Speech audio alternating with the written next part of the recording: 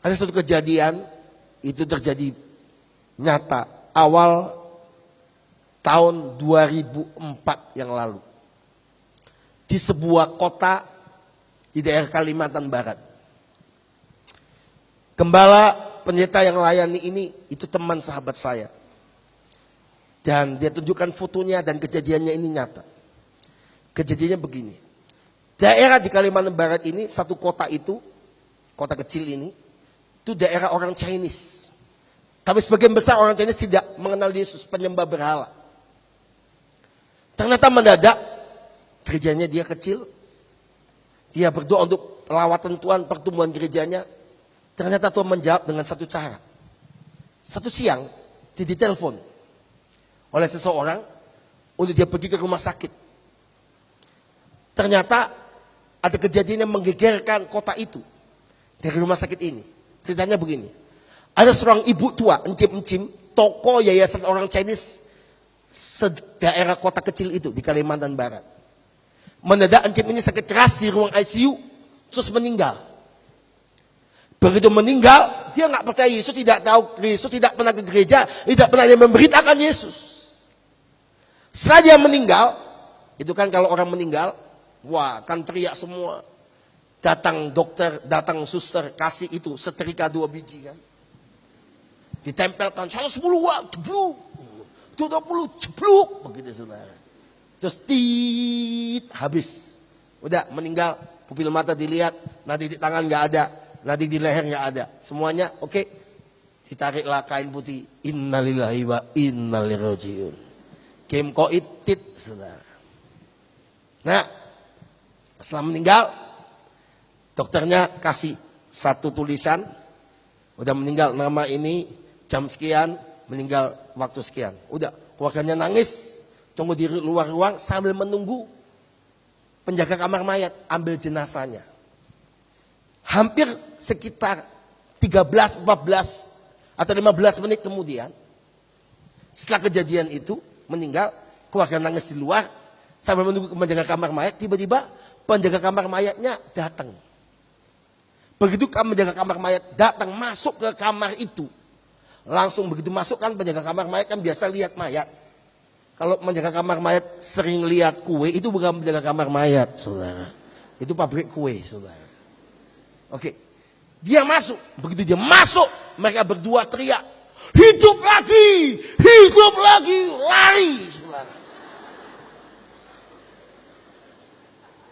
Ternyata encim yang udah hampir 15 menit meninggal ini, ternyata hidup lagi.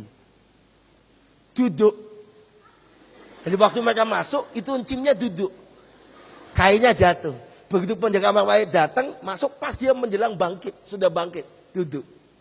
Terus begini, sini dong. Sini dong.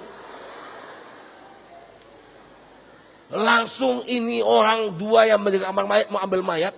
Kaget, shock. Tidak pernah dia lihat orang mayat itu hidup lagi. Apalagi duduk, saudara. Tersenyum, sini dong. Dia langsung balik kanan, gerak, kabur. Karena dia pikir dia sini dan terus begini. Kebanyakan nonton vampire, saudara. Begini terus. Ampuni dia Tuhan. Begitu bangun saudara. Saya mau cerita begini agak ketawa supaya saudara nggak tiba-tiba ingat khotbah saya nanti malam nggak bisa tidur. Ini kejadian betul terjadi awal tahun 2004 di sebuah kota kecil di Kalimantan Barat. Itu dia bangun saudara-saudara, dia panggil. Ternyata keluarga juga kaget, dokter susus kaget. Ini orang mati bangkit sini. Tapi yang aneh, dia setelah mati bangkit dari mulutnya nyanyi satu pujian. Satu pujian keluar dari mulutnya. Saudara tahu begitu pujian ini keluar saudara. Tiba-tiba saudara pujian keluar. Kan ini nggak tahu gereja, nggak tahu Yesus, tidak pernah bergereja, tidak tahu soal Al-Quran. Tiba-tiba bisa nyanyi. Salah satu cucu jauhnya dia, itu Kristen. Yang berkata begitu, loh kok nyanyi lagu gereja? Dia yang beranikan diri datang. Ternyata dia cerita, waktu dia mati bangkit. Saudara, itu karena kehendak Tuhan. Ceritanya begitu dia meninggal, dia bercerita. Dia lihat rohnya lepas. Dia lihat tubuhnya tergeletak, dokter datang, para medis datang, dia naik terus. Tembus ke atas plafon dan masuk ke daerah, yaitu alam yang kekal itu. Waktu dia dalam kondisi alam yang kekal itu, yaitu dia pada posisi di lereng bukit begini. Waktu dia di lereng bukit ini, sebelah bawah itu neraka yang menyala-nyala. Sebelah atas itu adalah satu bangunan yang besar sekali. Tinggi terbuat dari emas indah. Itu surga yang mulia. Saudara, karena dia tidak percaya Yesus, waktu dia meninggal, dijemput oleh yang jubah hitam. Nah, waktu dia lewat masuk ke alam itu, saudara, tiba-tiba ibu ini, Jim tua ini, dia dalam posisi di lereng itu. Dia sedang ditarik oleh iblis yang menjemput dia masuk ke neraka. Masuk ke neraka.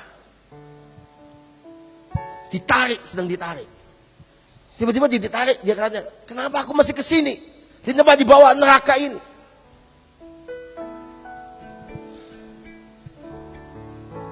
Tiba-tiba waktu dia ditarik, saudara, oleh malaikat iblis ini, dia berkata, kenapa saya tidak boleh masuk ke atas? Itu kan tempat apa namanya? Surga. Saya mau ke sana, nggak bisa. Malaikat iblis yang tarik dia berkata, orang yang boleh masuk ke sana, yang pertama, orang yang percaya Yesus sebagai Tuhan, Yesus sebagai Tuhan dan Juru Selamat. Yang kedua, orang yang boleh masuk ke sana adalah orang yang hidup sesuai firman Allah. Dan yang ketiga, yang namanya tercatat dalam kitab kehidupan dalam kerajaan surga. Yang percaya katakan amin. Waktu dia ditarik ke bawah, saudara, tiba-tiba dia berkata, aku ingin masuk ke sana. Di tengah-tengah surga itu, ada satu sosok yang lebih terang dari matahari. Jubahnya berkilau-kilauan seperti salju. Seperti dalam kitab Wahyu digambarkan bagaimana surga dan bagaimana keadaan surga itu. Saudara tahu? Tiba-tiba di tengah surga sedang terjadi pujian penyembahan. Dan ada pujian yang naik. Dia tidak pernah tahu Yesus, Jim ini, selama hidupnya. Tidak pernah ke gereja. Waktu ditarik oleh si iblis malaikat maut itu menuju ke neraka, dia mau ke arah surga. Tiba-tiba dia dengar pujian. Pujian lagi dinyanyikan di surga. Ya Aba Bapa, ini aku anak, layakkanlah seluruh hidupku. Ya Aba Bapa, ini aku anakmu, pakailah sesuai dengan rencanamu. Waktu dia dengar pujian itu, dia mulai ikut menyanyi pujian ini. Saudara, ada kuasa di dalam pujian. Begitu Encim ini ikut menyanyi di alam roh tentang pujian ini. Ya Aba, ya Bapa. Ya Aba, ya Bapa. Setelah itu saudara, kuasa kegelapan yang tarik dia menuju ke neraka. Tidak sanggup pegang dia, terjatuh dan masuk ke neraka, terbakar. Dia lari menuju ke pintu gerbang surga. Waktu dia sampai pintu gerbang surga, malaikat penjaga surga berkata, gak bisa. Engkau belum terima Yesus, engkau belum dibaptis, engkau belum mengasihi Tuhan, engkau belum melakukan firman Tuhan, engkau tidak boleh masuk ke surga. Dia berkata, gak ada yang memberitakan Yesus kepada saya. Saya mau masuk surga. Tidak bisa. Tapi Encim itu dalam rintihannya, malaikat itu berkata, baik. Tadi sebelum kau datang ke sini, Tuhan Yesus berpesan, engkau akan diberi kesempatan hidup kembali ke dunia 1 minggu. Setelah engkau hidup kembali, engkau harus bertobat, engkau terima Yesus, engkau hidup sesuai firman, engkau dibaptis dan lain sebagainya. Betul. Waktu dikatakan kembalilah, rohnya kembali ke tubuh. 15 menit setelah dia mati dan dia hidup kembali. Semua penyakitnya lenyap. Serang infus lain sebagainya tadi menempel dan waktu meninggal dilepas semuanya. Itu tidak lagi menempel ke tubuhnya dan dia hidup kembali, sembuh total. Malamnya dia dengan keluarganya 74 orang lebih dibaptiskan menerima Yesus sebagai Tuhan dan Juru Selamat, diselamatkan. Tepuk tangannya paling meriah.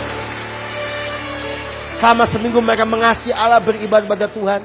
Dan selama seminggu kemudian, satu pagi dia kumpulkan keluarganya semuanya. Di tengah pujian ini, dia berkata, waktuku telah tiba. Malaikat yang menemui aku di pintu gerbang sorga, malaikat yang sama sekarang ada di ruangan ini. Dan dia berkata, mari kita pujikan pujian ini. Ya Aba Bapa, ini aku anakmu, layakkanlah seluruh hidupku. Mari angkat tanganku sama-sama. Ya Aba Bapa, ini aku anakmu, pakailah sesuai dengan rencanamu. Ku mau cinta Yesus, ku mau cinta Yesus.